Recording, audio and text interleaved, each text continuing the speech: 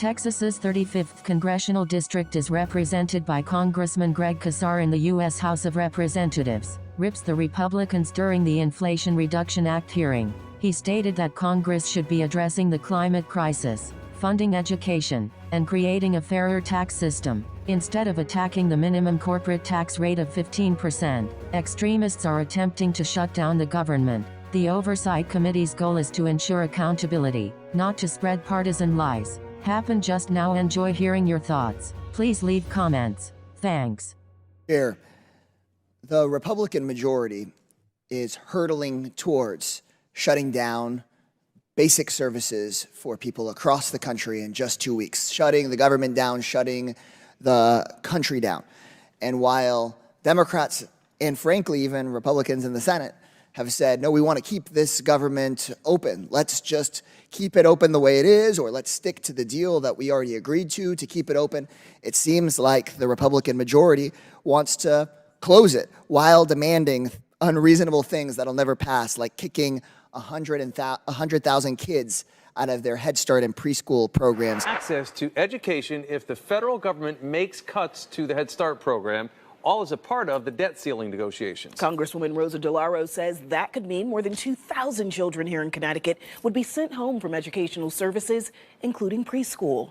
NBC Connecticut's Kyle Jones joining us live now in New Haven with what educators and parents have to say about these proposed cuts. Kyle.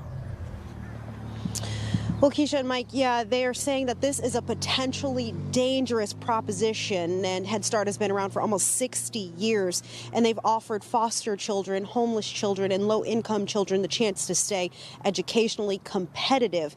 And the supporters we talked to today of Head Start say that it's unfair to put their children's future at risk.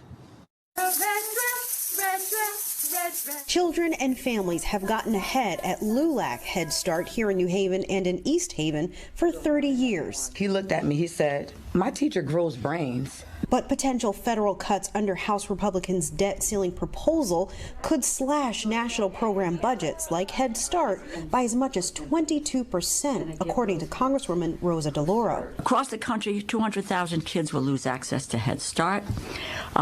In Connecticut, the proposal will eliminate the opportunity for 2,200 preschoolers from going to class or having access to child care as well.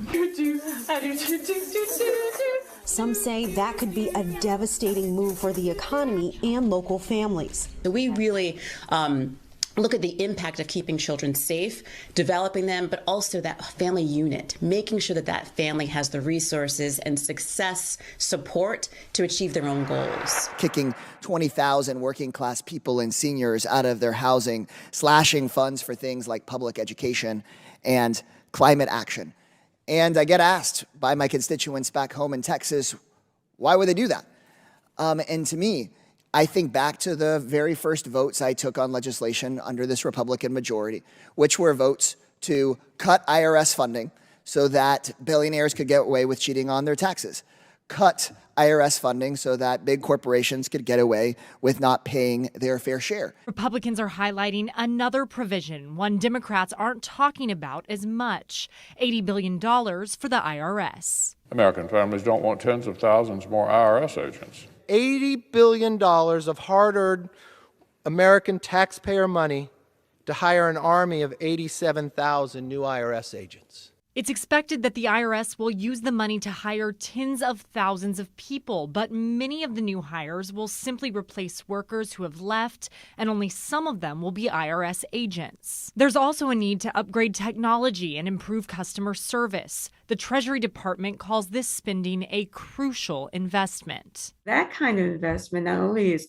calling for buying machines, buying new computers, buying new software, it also calls for bringing in the kinds of skilled, experienced computer scientists who can refine those systems to better pick audits for selection. The goal is for the IRS to use the money to reverse the effects of funding cuts that have reduced the budget by nearly 20% since 2010. According to recent data from the Treasury Department, that left one worker to handle every 13,000 calls. This brain drain has partly been due to people reaching retirement age, but they also couldn't be replaced because the IRS had a hiring freeze for 7 years and also had these deep budget cuts. The administration says the extra money and staff will allow the IRS to increase enforcement, but it says the goal is to recover taxes not paid by high earners and corporations, and that audit rates will not rise for households making under $400,000 annually. Treasury Secretary Janet Yellen says that this will create substantial revenue to address the deficit, estimating an additional hour auditing someone earning more than $5 million a year will raise an additional $4,500 in taxes collected. And that's what we're dealing with again in this hearing. As we have keep on walking down this path where we could wind up in another government shutdown caused by the Republicans, we're having a hearing blasting the Inflation Reduction Act. And the Inflation Reduction Act, signed by President Biden, is the first time in my lifetime that I've seen a bill passed that finally holds corporations accountable to paying their taxes.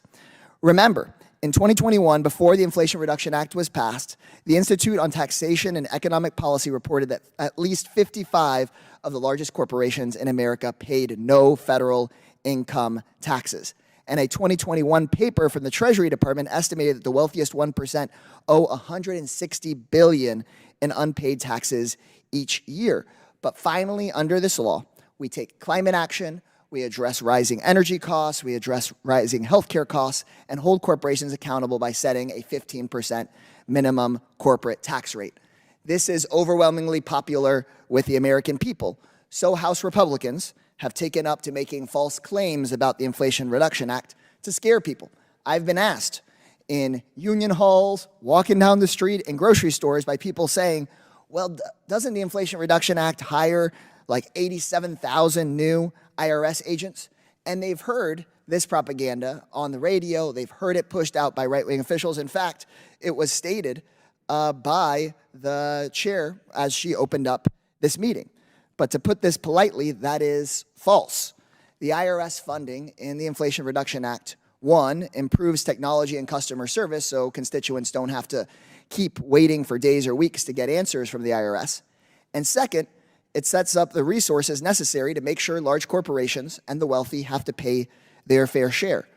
Mr. Higgins, is it correct or incorrect that the Inflation Reduction Act is hiring 87,000 new IRS agents? That is incorrect. Thank you. In fact, according to one article and to much of our research, the IRS funding is just to get the number of employees back at the IRS where we were a decade ago. This article appeared in Time magazine titled, "Trump allies are attacking Biden for a plan to hire 87,000 new IRS agents, but that plan doesn't exist." I ask unanimous consent to insert this article into the hearing record. So ordered. Thank you, Chair. We are facing a government shutdown, which could impact tens of thousands of Americans, hundreds of thousands of federal employees. We know that the government doesn't need to shut down. Those services can be paid for if billionaires and their big corporations finally pay their fair share. The budget deal that Republicans forced, holding the economy hostage earlier this year, eliminates much of the IRS funding that we need for enforcement. But now we're hearing in this hearing more and more attacks from the Republican majority trying to cut IRS funding from the Inflation Reduction Act. And that funding we need not only to go after billionaires and big corporations, but we need it in order to reduce our deficit. Mr. Higgins, do you know that if we fund the IRS agents that we need, do we know if we fund them, does that increase the deficit or does it actually decrease the deficit? That will help recoup lost revenues right now to close the tax gap and will reduce the deficit. So we can reduce the deficit and have better funding for our programs if we stick with things in the Inflation Reduction Act and have those minimum corporate taxes.